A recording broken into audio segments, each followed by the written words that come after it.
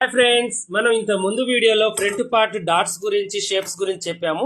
ఇప్పుడు shape belt ఉంటుంది కదా, దాని గురించి చెప్తాను వివరంగా. చూడండి, పర్ఫెక్ట్ గా ఉక్సులు పట్టి వైపు మనం మనం సైడ్ జాయింట్ వేసేటప్పుడు కరెక్ట్ గా ఎలా వస్తుందో చూపిస్తాను. చూడండి, ఫస్ట్ మనం ఇలా కొలుచుకోవాలి, ఎంతవరకు కావాలో అంతవరకు, ఓకేనా.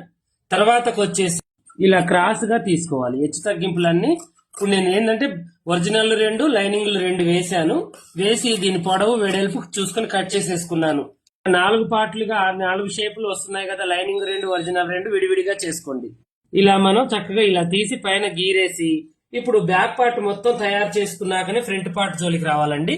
ఇప్పుడు ఈ సైడ్ జాయింట్లు వేసే దగ్గర మనం గుర్తు పెట్టుకోవాలి. ఇలా కరెక్ట్ గా చూసుకుని ఎక్కడికైతే మనం జాయింట్ చేసుకుంటున్నామో అక్కడ గుర్తు పెట్టండి. ఇంకో ఇలా మలుచుకోవాలి. మనం ఇలా మలిచేసి తర్వాత దీన్ని కూడా సేమ్ ఇగో ఇలా లోనకి మలిచేసి లోడింగ్ చేసుకోవాలి ప్రతిది కూడా, ఓకేనా. ఇంకా ఇలా గోటితో గీరి ఇది కూడా ఇలా లోడింగ్ చేసేసుకొని పైనుంచి కుట్టు వేసుకోవాలి. చక్కగా నీట్ గా ఉంటుంది. ఉక్సులు పట్టి వైపు మనకి సైడ్ జాయింట్ల వైపు కూడా పర్ఫెక్ట్ గా ఉంటుంది. కొత్తగా నేర్చుకునే వాళ్ళకి ఈజీగా ఉంటుంది. ఇలాంటి మంచి మంచి వీడియోలు మన పాషా టైలర్ యూట్యూబ్ ఛానల్లో పెద్ద పెద్ద వీడియోలు ఉంటాయండి. ఇలాగే మీరు ఏదైనా ఉన్నా కూడా కామెంట్ లో చక్కగా చిన్నగా షార్ట్ గా అడగండి.